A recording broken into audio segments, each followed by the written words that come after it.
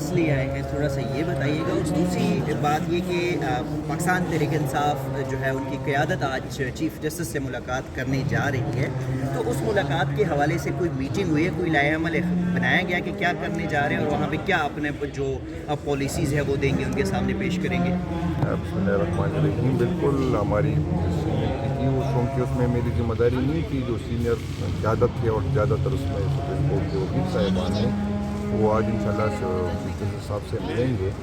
اور یہاں پر جو جس کے لیے ہم یہ جہد کر رہے ہیں، جو قربانیاں دے رہے ہیں کہ قانون کی حکمرانی ہو، آئین کی حکمرانی ہو، تو اس کی جو آئین کی وائلیشن ہوتی ہے، جہاں پر جو فیصلے نہیں مانے جاتے، جو ہمارے ورکر کے ساتھ جو ہوتے ہیں، جو ہم پہ ایف آئی آر کاٹتے ہیں، جو عدالتوں سے ہمیں ریلیف نہیں ملتی، تو یہی جو ہمارے گلے ہیں وہ چیف جسٹس صاحب کے سامنے رکھیں گے.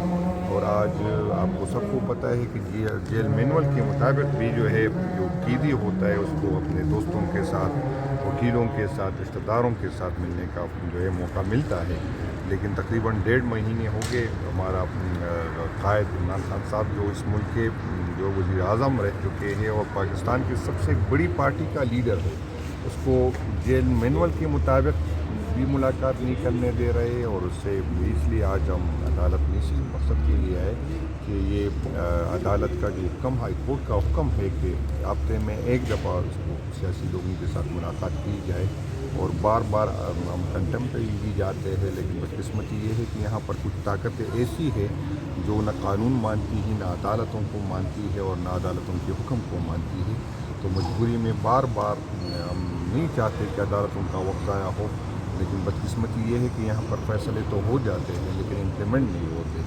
اور ہمارے چیف جسٹس صاحب سے یہی ریکویسٹ ہے کہ ایک دفعہ آپ اس کے موٹو لے کہ یہاں پر جب حکم جاتا ہے تو امپلیمنٹ میں کیوں نہیں ہوتا. آیا آئین سے کون مرا ہوا ہے، یا آئین سے بالا تر ہے، یا ایسی کون سی طاقتیں ہیں جو آئین سے؟ اور کیونکہ اس ملک کی جو ہے، اس ملک کو اگر ہم نے آگے بڑھنا ہے، ہم نے ترقی کرنی ہے، تو اس کے لیے واحد جو ہے اس کا حل ہے وہ قانون کی حکمرانی کرنی چاہیے. اچھا صاحب، یہ بتائیے گا، یو کے میں احتجاج کر رہی ہے پی ٹی آئی.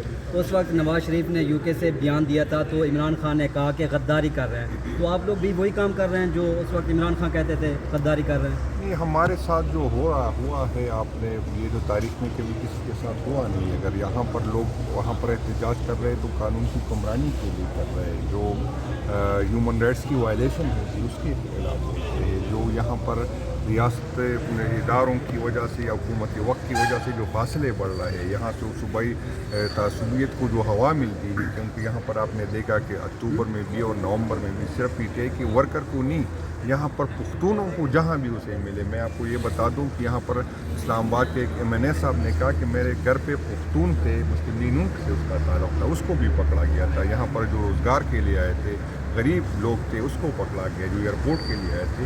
تو یہ اس ملک کے لیے انتہائی خطرناک ہے.